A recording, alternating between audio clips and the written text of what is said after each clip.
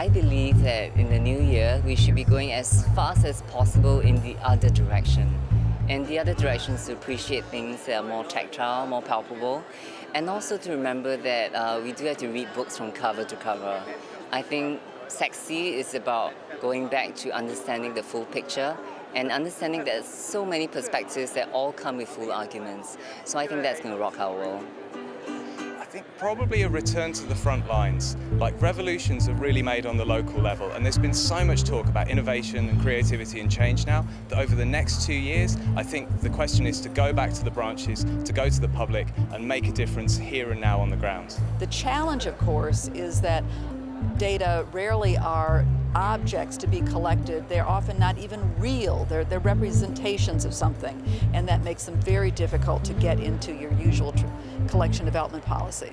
I've always dreamt of sort of the old spyware that people used to talk about in the 50s. I know people like big screens, but I don't think anyone really loves to walk around with a big screen.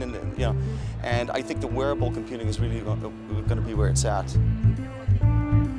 Ink on paper, I think that's the new big thing. So I do hope that everyone who attends the technology conference would pull out a piece of paper once in a while to write down their thoughts. I think probably an incredibly wide range of pop cultural references.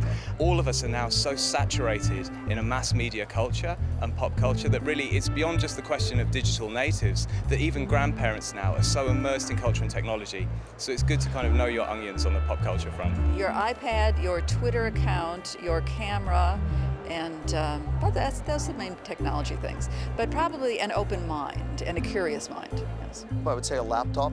While I was giving my keynote yesterday, from time to time I was glancing at the Twitter feed, and it looks like a lot of people are very active on social media. They've got like a back channel to discuss the talks and all of that, so that would be my best recommendation. I'd say both Jean Tan's keynote for bringing so much practical examples, not just talking about strategy and vision, but how you'd really change things on the ground in a national library, and also the L-Play sessions to deliver even on very technical topics, even on things like copyright law, to do it in such an inspiring way that'll really change how you do your job. It's been epic. And what we're seeing, of course, is that it's not one workforce, but it's many workforces. What the notion is of a data scientist or a data librarian varies considerably from one discipline to the next.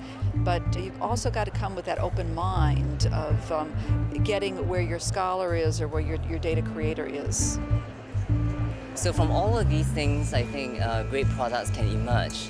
So I do hope that everyone who's a librarian should just stop thinking they're librarians and remember the things that make them happy outside libraries, because I believe that that is the source of great innovation.